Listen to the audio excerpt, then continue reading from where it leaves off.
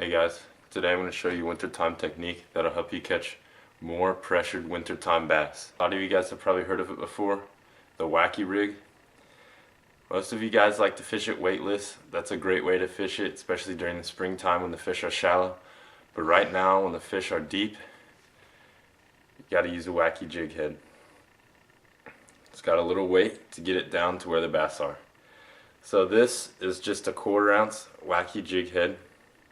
It's a 1/4 ounce piece of lead. It's got the brush guard and a number 2 circle hook.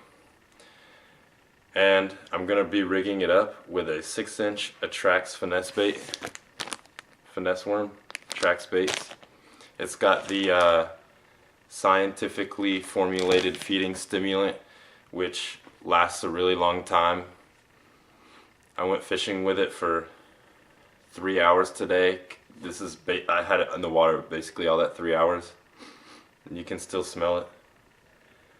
So really good bait. But I'm going to be rigging it up on this Wacky jig head. So first of all, you want to find the center of mass on the worm. And what I mean by that is, if you're going to hold it at some point, at some place on the body, where does it bend over evenly? Where is the weight equally distributed on both sides?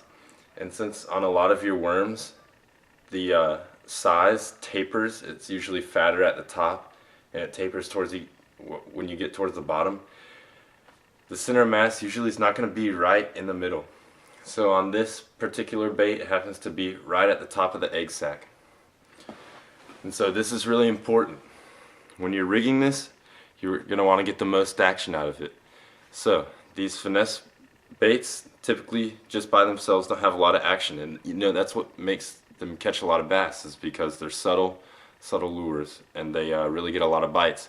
But if you want to maximize your lure action, you got to rig this worm on this hook to where when the head is falling straight down like that, you have the flat side of the bait facing down.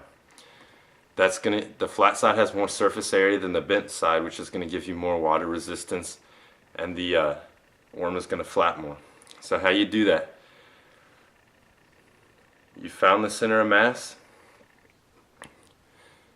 get it to where it's on its side, and instead of putting the hook top to bottom or bottom through the top, you're actually going to rig the bait to where the hook is going through the side of it. So I got my hook, my bait is on its side.